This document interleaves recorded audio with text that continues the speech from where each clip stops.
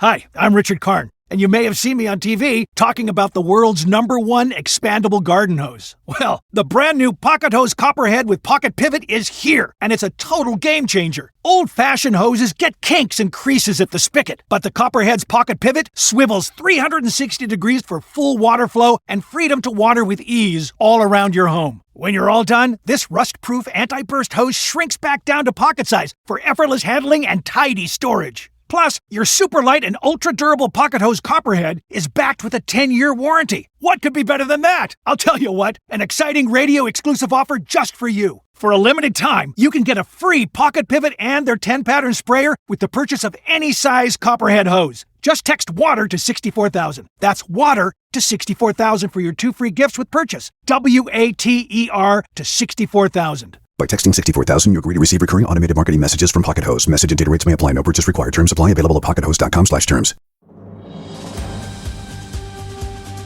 This episode is brought to you by Progressive Insurance. Fiscally responsible, financial geniuses, monetary magicians. These are things people say about drivers who switch their car insurance to Progressive and save hundreds. Because Progressive offers discounts for paying in full, owning a home, and more. Plus, you can count on their great customer service to help you when you need it, so your dollar goes a long way. Visit Progressive.com to see if you could save on car insurance. Progressive Casualty Insurance Company and Affiliates. Potential savings will vary. Not available in all states or situations. Do Crohn's disease symptoms keep coming back? Tremfya guselkumab may help. At 12 weeks, rapid symptom remission was achieved in most patients taking Tremfya, and some experienced visible improvement of their intestinal lining at 12 weeks and 1 year. Individual results may vary. Tremfya is a prescription medicine used to treat adults with moderately to severely active Crohn's disease. Serious allergic reactions and increased risk of infections and liver problems may occur. Before treatment, your doctor should check you for infections and TB. Tell your doctor if you have an infection, flu-like symptoms, or if you need a vaccine. Explore what's possible and ask your doctor about Tremfya today. Call 1-800-526-7736 to learn more or visit tremfyaradio.com.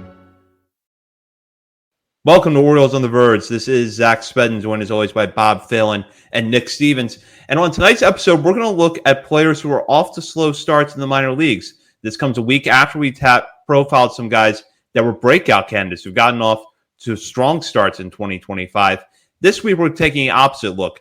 We're going to look at some players that we thought were poised for big years in 2025, but have so far underperformed or dealt with injuries.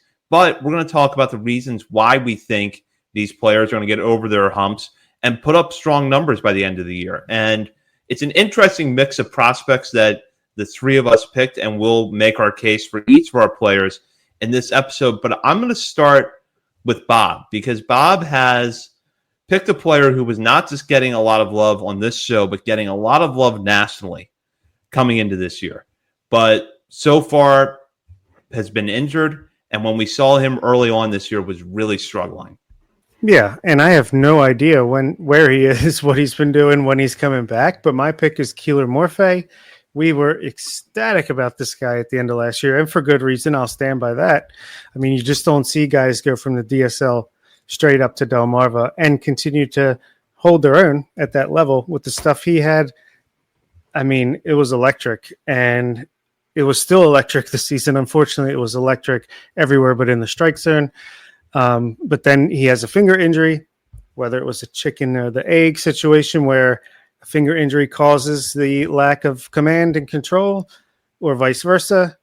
You know, hopefully they're working on things behind the scenes. Hopefully he's feeling better and getting ready to get back. And I still think the stuff is so good that you're going to give this guy every chance in the world to live up to it. Because even if it's ultimately a bullpen, a relief prospect, I think it's going to be fun to watch all the way through. But I just have a feeling that he's going to come back and make us put him right back up the list, to trend him the other way. He's kind of fallen down, obviously, from injury and, performance. It's whatever. It was very early in the season, only a couple games. So I think he's going to make his presence known before the year is out. Yeah, I mean, this is a guy who, even international evaluators and prospect writers took note of this kid because of his stuff. He's still just 19. So I don't think the injury was very serious at all. It was clearly an excuse to get him on the IL. And of course, just because you see a minor leaguer on the 7-day IL, again, it could have an amputation. That means absolutely nothing. They can keep him on that as long as they want to. I do think it'll be a good sign, though, when he says, Keeler Morphe has been assigned to the FCO Orioles on a rehab start. I think that means the organization is confident they've got him to a good place, and he's going to be ready to go. And it's clear it's not going to be injury related. I don't believe for a second that he is hurt in any way. I think that maybe there was a finger injury, although it could have just been like, dude, throw a finger up. Like we're gonna walk out, throw the finger up today. When we walk out today, throw your finger up, be like, this hurts, so we can throw you on the IL. I don't buy for a second there's any injury, but there were major issues that needed to be corrected, clearly. So we all watched that. Everybody saw that in the spring breakout game. We all watched his first couple outings here with Delmarva, and it was the same exact thing. Yeah, we talked about it a lot. I do agree, though. There's zero reason, I think, to be, to write him off at this point. Again, still just 19 years old, still extremely young. Took a big jump, and maybe it was too big of a jump. And so now they got to reel it back in a little bit. And hopefully, in the next couple of weeks, we see him back on the mound, and at least he can get, a month or two back in Delmarva and kind of start to right that ship a little bit. And even if it's only a month or two, and he can just show moderate improvements, you got another full healthy offseason. He can come back next year. He can still get up to Aberdeen by the time he's 20 years old and still be like right on schedule with a lot of these other younger international prospects. So yeah, no concern yet. Yeah, I think that's a good perspective, Nick, because when you step back and you look at it, you realize that the Orioles were uncharacteristically aggressive with Morphe last year, because where you've seen kind of aggressive, bold moves with position players under Mike Elias and his front office, but not necessarily as much with pitchers, and especially not with pitchers this young. I watched Morphe's outings early in the season, and to me, a lot of what was going on was mechanical. We talked about it on an episode at length back in April about issues with his delivery, issues repeating it, issues with it being too quick. The stuff was still there, though.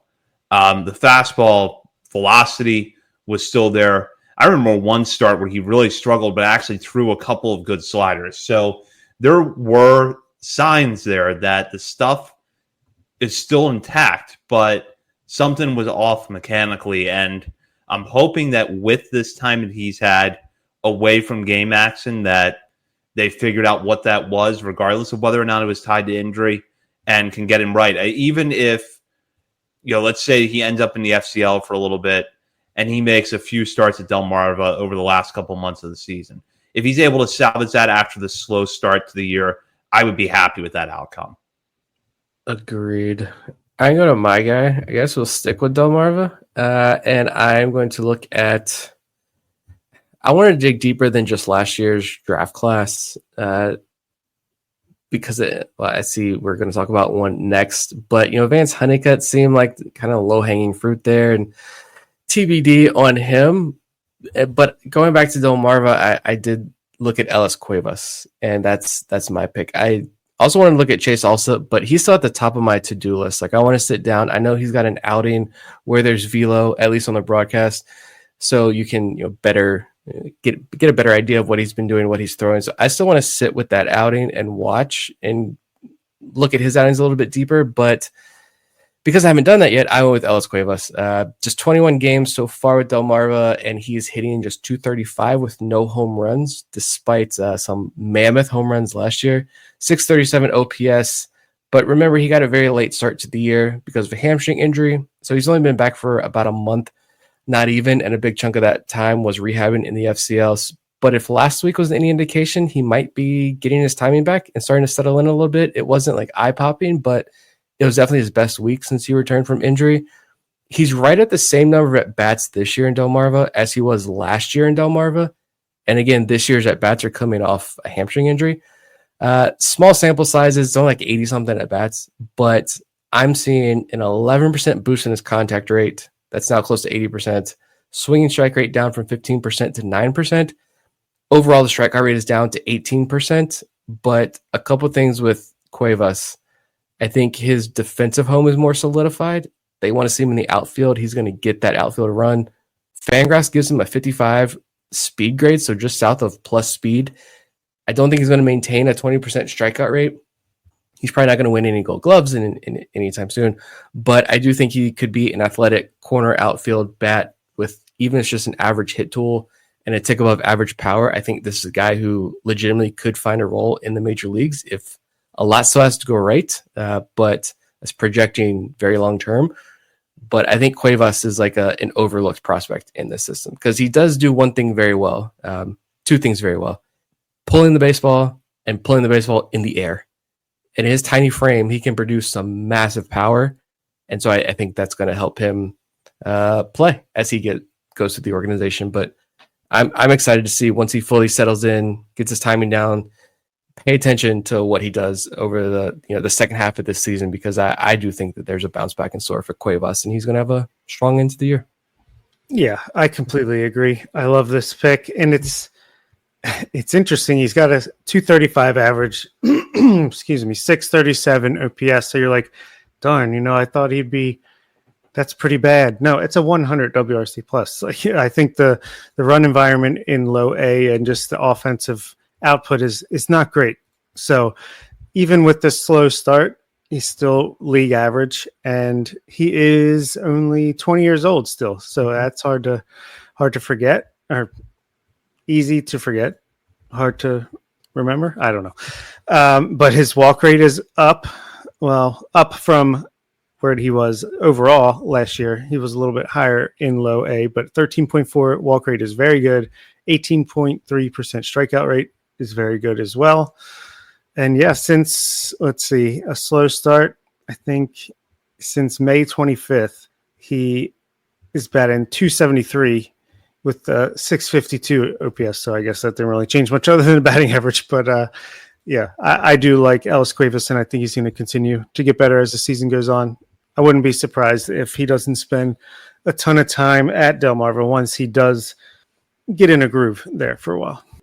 Yeah, I'm not too worried about Cuevas right now, just because he did miss a good chunk of time with the injury. And I'm glad to see, before you even started to rattle off those numbers, Nick, the one thing that had jumped out at me about Cuevas was the strikeout to walk numbers are about where you would want them to be. You're not seeing the strikeouts go way up or the walks go way down. They're right about what I think you could expect based on what he's done in the past. And if anything, they're a little bit better than what we've seen from him. And usually when you have a player that is maintaining in those areas, I feel like eventually they're going to get out of their slump. It's just a matter of time. And for him, it's just a matter of getting comfortable in the box, getting reps, and I think it will click for him. And I think you will see the bat come around, even if it takes a while for him to get to Aberdeen, or even if he spends all year in Delmarva. I think you're going to look at his final totals at the end of this season and feel like he's in a good place as a prospect. I'll go to my guy now, and it's someone that we've talked about a little bit in the last couple of weeks, and I wanted to take a deeper dive tonight, and that's Austin O'Verne. And there's some things with O'Verne that if you look at his stat line right now, the strikeout rate has pretty consistently been above 30% this year, though now it has dropped down a little bit, just under 30% at 29%. Batting average 242, OPS 732. So the counting stats, admittedly with O'Verne, aren't great, but there's a more complicated picture that emerges when you start to really dig into how his season has unfolded so far. He got off to a really hot start at Aberdeen, but then was out for about a week in mid-April with what we heard was a hand injury. Officially, O'Verne never went on the IL, but he lost roughly a week's worth of games, maybe a little bit less, before coming back, and was really struggling at the plate from the middle of April until about the middle of May. 17-game stretch from April 16th to May 8th. O'Verne was 7 for 56 at the plate with 23 strikeouts to 6 walks and just 2 extra base hits. If you want to look for a point, though, where it seemed like things started to turn, on May 9th, he had a 3 for 5 performance against Jersey Shore. And with that game included, since then, he's appeared in 24 contests, gone 24 for 76 at the plate, including 7 extra base hits, 22 strikeouts to 12 walks. So the numbers are clearly a lot better, and you're starting to see the power come through a little bit more. Nick touched on this on our episode earlier this week, and I think that there is some truth in it where the Orioles are trying to tap into O'Byrne's power a little bit more. And if you go back and you look at some recent examples from Aberdeen, we know that power was something they were working on with Colton Cowser. His strikeout rate was much higher than anybody was expecting in Aberdeen. I mean, how many questions a week were we getting that season about the Colton Cowser problem? Dylan Beavers, in his year there, high strikeout rate, and then he got promoted to Bowie, and over time, the strikeout rate has kind of gradually dropped. I think we knew O'Byrne was a project coming into this year, and a pretty ugly slump that lasted about a month put a real dent in his stat line. But there's reason to believe that he's going to emerge out of it here, that he is emerging out of it now, and is going to end the year on pretty solid footing. He's scorching hot right now. I think over his last 10 games or so, he's batting like 375, 1100 OPS, 22% walk rate, 25% strikeout rate, 7 steals and 8 attempts. Like, honestly, if Vance Honeycutt never ends up being more than like a Ryan McKenna type 4th, 5th outfielder, Austin O'Byrne could easily reach the potential that, we thought Vance Honeycutt might have had, and he still does. I'm not writing him off by any chance, by any means, but I just think Austin O'Byrne is at a similar level to Vance Honeycutt with the tools, and maybe even better when it comes to just base stealing ability. I don't know. It just seems like he gets to the speed in game on the bases more than Vance has been able to. That's exactly why when I wrote about him over the offseason, I just felt like he was getting completely overlooked. And it's easy to do because Vance Honeycutt was the first round pick. Enrique Bradfield Jr., everyone's in love with Enrique Bradfield Jr. for many good reasons. We all are as well. But it's like they have a guy who's in this tier as well. Like, if you love Judd Fabian, Austin O'Byrne can do a lot more than Judd Fabian, I feel like, and could be a much better prospect. And it's the big thing with me is that I also maybe kind of realize O'Byrne might be a little bit more of a project than probably I anticipated, because you also go back. He had a swing overhaul, pretty much the whole thing in the box. He overhauled, and he did that in the Cape Cod League essentially, because right before the draft, because he had a fantastic freshman year at USC.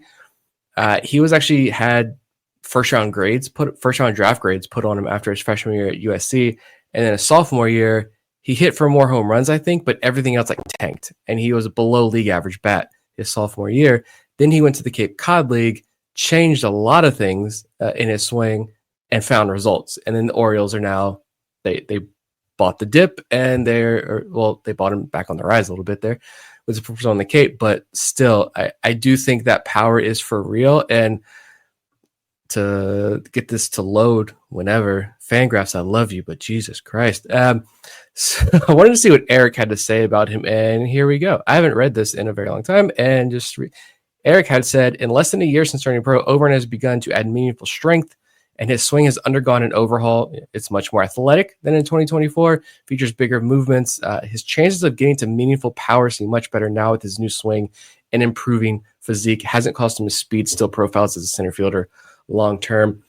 I think that's kind of what it is. He's settling into probably some more small tweaks the organization made on top of the big tweaks, and they want to try to find that balance between, you're a super athletic kid who can put bat to ball and do damage as maybe more of a line drive hitter, but that power potential is very real, and we want to bring that out of you. And he's trying to find that balance, and maybe he's starting to.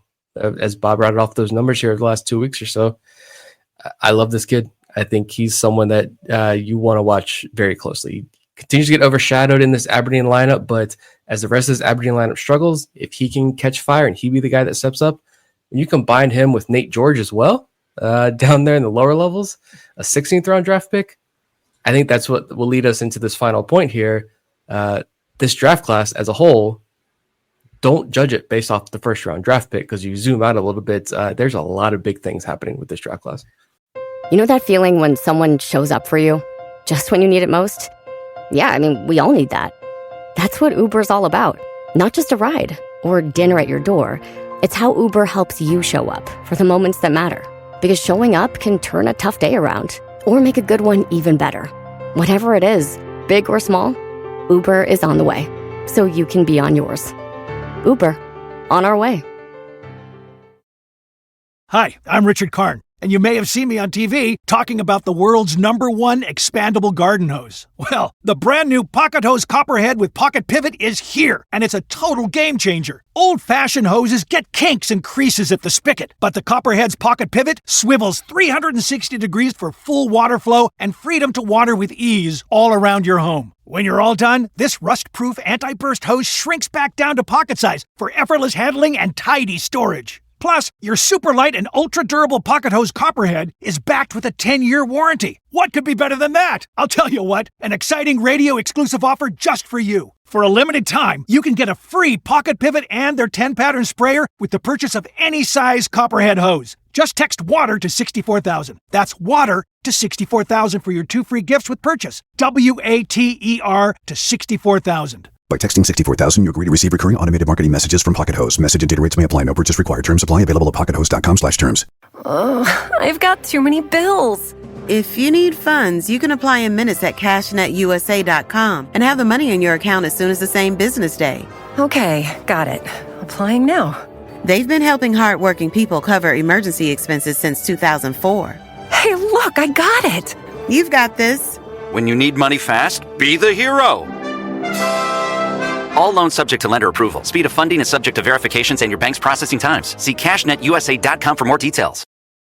For the ones who get it done, the most important part is the one you need now. And the best partner is the one who can deliver. That's why millions of maintenance and repair pros trust Grainger. Because we have professional-grade supplies for every industry, even hard-to-find products. And we have same-day pickup and next-day delivery on most orders. But most importantly, we have an unwavering commitment to help keep you up and running. Call, click Grainger.com, or just stop by. Grainger, for the ones who get it done. And that is the perfect segue into our final segment. Last call brought to you by Checker Spot Brewing, located at 1421 Ridley Street. Checker Spot is not far from Camden Yards, making it the perfect place for a pre- or post-game drink. And with the Orioles in town all week, make sure you stop by the beer stand behind home plate at Camden Yards to pick up the Bird is a Word, one of Checker Spot's signature beers. And once again, congratulations to Checker Spot on their upcoming 7th anniversary celebration. That will be taking place at Checker Spot this Saturday, June 14th. Check out their social media channels to learn more about what should be a very fun event. And this is the question tonight here in our last call segment. I think this is one we're going to spend a little bit of time on. Almost a year out from last year's draft, how would you assess the 2024 class? While some of the bats towards the top of the class are struggling and a few pitchers are hurt, the Orioles are getting some positive returns further down the class. So it's kind of an interesting balance here where you have Vance Honeycutt at the top, struggling. In fact, the first 3 players the Orioles took kind of performing below expectation at Aberdeen right now with Honeycutt, Ethan Anderson, and Griff O'Farrell. But then you see these pockets where you've got Austin O'Verne, who we just talked about a moment ago, seemingly picking things up. He was your 3rd round pick. You go a little bit further down, Nate George, your 16th round pick, having an excellent start to his professional career down in the FCL. Cohen Aiken, 14th round pick, has been one of the better stories on the pitching side in the minor leagues this year, what he's done. Evan Yates in the 20th round, putting up a pretty solid year. Sebastian Gongora, 11th round pick, putting up a solid year. But then when you look through the top 10 in particular, you see some question marks. So I'm curious to get your guys' thoughts on this. How would you assess the 2024 class as it stands right now? It's so weird. It's a strange case just because Dorsey and Hernandez, the pitchers, like we talked about, they're hurt. Christian Hernandez out for the year. Dorsey hopefully coming back at some point. We have no idea. We've talked about the disappointments at the top, but Austin O'Verne is a nice little breakout. Ryan Stafford, definitely the biggest disappointment for me. I don't know what's going on there at the plate. DJ Layton, I like what we're seeing. He's continuing to improve in the FCL as that season goes on. Aiken, Gongora, even Michael Caldone, going back to the last episode, who could get a velo bump and kind of break out. I feel like he's another guy that's like, he's performing well and it's intriguing, but maybe there is another step at some point. Carter Rustad, Evan Yates, there's a lot to like, but the guys at the top are kind of leaving us wanting more. So I don't know. You want a couple breakouts. Maybe Nate George is just going to have to make up for the Griffith Farrell or Vance Honeycutt, whichever one of those doesn't make it. And again, it's still so early. It's less than a year since they were drafted. There's still plenty of time for these guys to develop. And, maybe once they get to AA Bowie in a more hitter-friendly environment, then the confidence goes up. But once again, the pitching is lapping the hitting the last couple of years. But obviously Nate George is huge up arrow for him. Can't wait to see him in Delmarva starting tomorrow. And yeah, we haven't really talked about those promotions, but very exciting stuff. Yeah, I mean it's been 2 months, right? And essentially, like, some of these guys made their debuts last year, but I don't care what you do. Your draft year, like, you just played a full college season, and now you're jumping into pro ball for a month, less than a month. Like, I really don't take any stock into initial draft year numbers. So this is their first full year, and it's been 2 months. And so yeah, that's why I'm more optimistic about this class, because it is rounds 11 through 20 have been fire.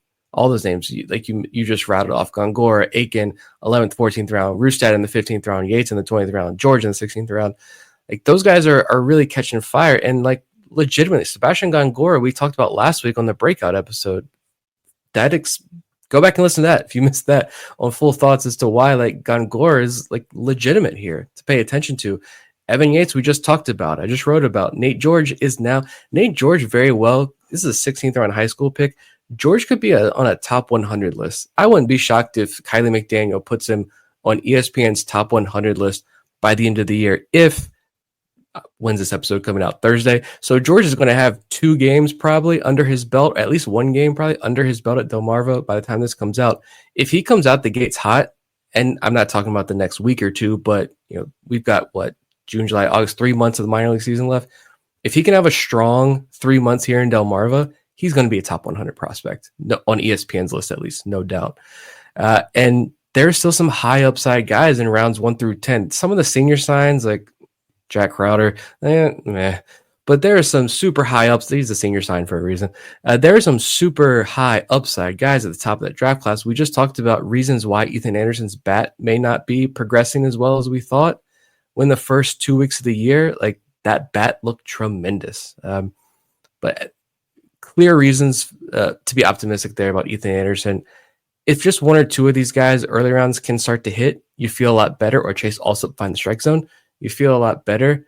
But to have the guys you didn't expect to break out have this big breakout so early, that honestly gives me even more confidence. But yeah, it's only been 2 months, and we haven't seen Carson Dorsey, Brandon Downer, Isaiah Salinas, and Christian Rodriguez. That's 4 pitchers from this draft class we haven't seen yet because they've been hurt all year, and who knows if we're going to see them this year, any of them this year. But 4 more guys that we haven't even seen to help judge this class early on, and I give it a positive vibes grade so far.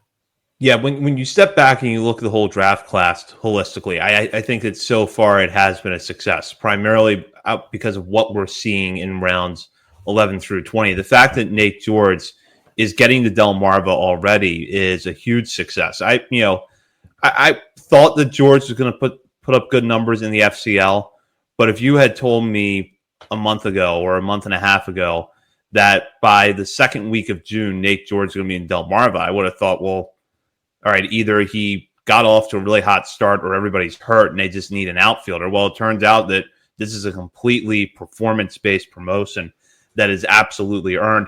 And I think even if you look at some guys that have not gotten off to the really loud starts in the FCL, there's some positive signs, like DJ Layton, after a little bit of a slow start, has been performing better lately.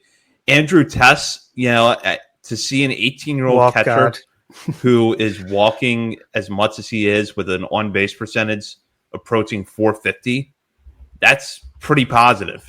It just is a matter of whether or not some of these guys towards the top of the class can start to put it together. We just laid out the case why we think O'Verne's going to get it together. I think Griff O'Farrell has started to put the pieces in place. So really, can Chase Allsup start to settle in on the mound and locate his pitches more consistently as the year goes on? Do we at least see more power from Vance Honeycutt?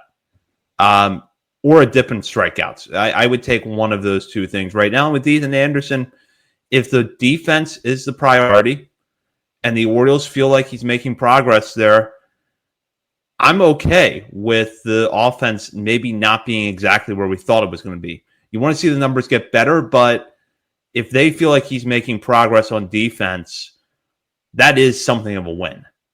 I think this class, knowing what we've seen in earlier Mike Elias draft classes, I know I said he must not be named. Somebody's going to come out of the woodworks taking shots at us. But I think seeing previous draft classes and these guys rise up the ranks and seeing who has fallen and who's clearly not going to pan out in this organization, and then looking at this most recent draft class has got me thinking